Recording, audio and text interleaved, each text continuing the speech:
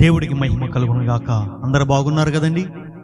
ఈ రీతిగా ప్రతిరోజు కూడా దేవుడి యొక్క వాగ్దానాన్ని మీ ముందుకు తీసుకురావడానికి దేవుడు ఎంతగానో కృప చూపిస్తున్నాడు. దేవుడు మిమ్మల్ని దీవించి ఆశీర్వదించును గాక. ఆమేన్. చాలా మంది జీవితాల్లో కృంగిని స్థితిలో ఉంటారు. నా జీవితాన్ని నేను మోయలేని భారంతో ముందుకు వెళ్ళలేకపోతున్నాను, నా కుటుంబాన్ని నేను నడిపించలేకపోతున్నాను, నా కుటుంబంలో ఉన్న పరిస్థితులను బట్టి నేను కృంగిపోతున్నాను, నాకు యజమానుడుగా ఉన్నవారు నా దగ్గర నుండి దూరం అయిపోయారు, నేను ఒంటరి స్థితిలో ఉన్నాను, నాకు అండగా ఎవరు లేరు, ఏం చేయాలో అర్థం కావట్లేదు, ఈ కుటుంబాన్ని ముందుకు ఎలా సాగించాలి, వేదనతో ఉన్నావేమో. ఈరోజు దేవుడు వాగ్దానం ద్వారా మాట్లాడుతున్నాడు. బైబిల్లో చక్కని మాట రాయబడి ఉంది.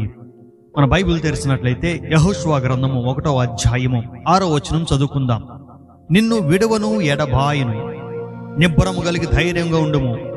వారికిచ్చిదనని నేను వారి పితరులతో ప్రమాణం చేసిన ఈ దేశమును నిశ్చయముగా నీవు ఈ ప్రజల స్వాధీనము చేసేదవు. దేవుడి స్తోత్రం. హల్లెలూయా. యెహోషువతో దేవుడు మాట్లాడుతున్నాడు. యెహోషువ కృంగిని స్థితిలో ఉన్నాడు. మోషే గారు దేవుడి సన్నిధికి వెళ్ళిపోయాడు. ఇశ్రాయేలు ప్రజలందరూ కూడా మోషేని పెట్టి ఏడుస్తున్నారు. అయ్యో నువ్వు చనిపోయావు అని వేదనతో వారందరూ కూడా 30 దినాలుగా ఏడుస్తూ కూర్చున్నారు. ఏం చేయాలో అర్థం కావట్లేదు యెహోషువకి. ఈ సమస్త ప్రజలను ఎలా తోడుకొని పోవాలి? నాయకుడైన మోషే గారు వెళ్ళిపోయారు. ఇప్పుడు ఏం చేయాలో అర్థం కాని స్థితిలో యెహోషువ కృంగిని స్థితిలో అతను కూడా దుఃఖిస్తూ ఉన్నాడు. దేవుడి యొక్క వాగ్దానము యెహోషువ దగ్గరికి వచ్చింది. యెహోషువ నువ్వు లేచి ఈ ప్రజలందరినీ తీసుకొని యోర్దాను దాటి కానాను ప్రాంతానికి వెళ్ళని దేవుడు సెలవిచ్చాడు. సెలవిచ్చిన మాటను బట్టి ధైర్యం రాక కృంగిపోతున్నాడు. ఎందుకు కృంగిపోతున్నాడంటే కానాను దేశంలో మహా బలమైన రాజులు ఉన్నారు. వారికున్న కాలబలాన్ని బట్టి ఇశ్రాయేల్ ప్రజలు వణుకుపోయే స్థితిలో ఉన్నారు. అందుని బట్టి ఇతను ధైర్యం చాలట్లేదు. ఈ ప్రజలందరినీ ఎలా తీసుకెళ్ళాలి? మోషే గారు లేరు కదా, ఎలా తీసుకెళ్ళాలి? వారు చూస్తే బలమైన రాజులు, ఇశ్రాయేల్ ప్రజలు చూస్తే బలహీనులు. ఈ బలహీనమైన ఇశ్రాయేల్ ప్రజలతోటి ఆ రాజులను ఎలా జయించాలి అని ధైర్యము చాలక యెహోషువ కూర్చుండిపోయాడు, కదలకుండా ఉన్నాడు. దేవుడు అన్నాడు, యెహోషువ నువ్వులే, ఎందుకు ధైర్యపడుతున్నావు? ధైర్యం కలిగి ఉండు, నేను నిన్ను విడవను ఎడబాయను అంటున్నాడు. నేను మీ పితరులకు ఆజ్ఞాపించిన ప్రకారము కానాను దేశంలోకి మిమ్మల్ని అందరినీ తీసుకువెళ్తాను.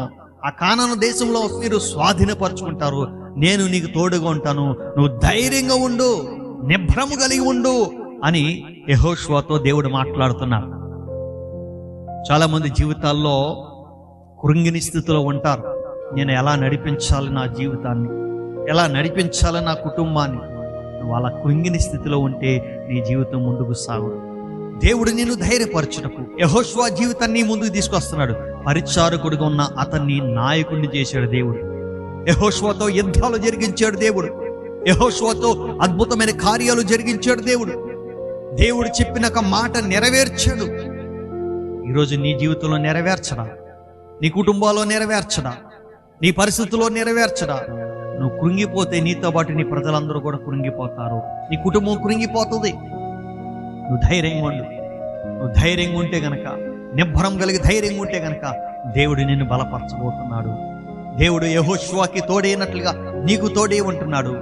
నీ సమస్త విషయంలో దేవుడు నిన్ను బలపరుస్తూ నీ శత్రువులందరినీ అణిచివేసి నువ్వు పొందుకోవలసిన సమస్తాన్ని నువ్వు పొందుకోగలుగుతావు. ధైర్యంగా ఉండు. ధైర్యంగా ఉండి నిలబడితే దేవుడు నీ జీవితంలో అద్భుత కార్యాలు జరిగించి నీకు చెందాల్సిన స్వాస్థ్యాన్ని దేవుడు నీకు ఇస్తాడు. హల్లెలూయా. నీకు చెందాల్సిన స్వాస్థ్యము ఏదైతే ఆగిపోయిందని నువ్వు బాధపడుతున్నావో అది నీ దగ్గరకు వస్తా. నువ్వు ధైర్యంగా నిలబడు. ధైర్యంగా నిలబడితే దేవుడు అద్భుత కార్యం చేస్తాడు. యెహోషువని జ్ఞాపకం చేసుకున్నట్లుగా ఈరోజు నిన్ను జ్ఞాపకం చేసుకుంటాడు. నువ్వు నిబ్బరం కలిగి ధైర్యంగా ఉంటే కనుక దేవుడు అద్భుతమైన కార్యాలు జరిగిస్తాడు. కాబట్టి నువ్వు నమ్మి విశ్వసించి ఈ వాగ్దానాన్ని ఎత్తిపెట్టి ప్రార్థన చేయి. దేవుడు నీ జీవితంలో తోడై ఉండి దేవుడు నిన్ను ధైర్యపరిచి దేవుడు నీ ద్వారా గొప్ప కార్యాలు జరిగిస్తాడు. దేవుడి మాటలు దీవించునుగాక. ఆమేన్. ప్రార్థన చేసుకుందామా?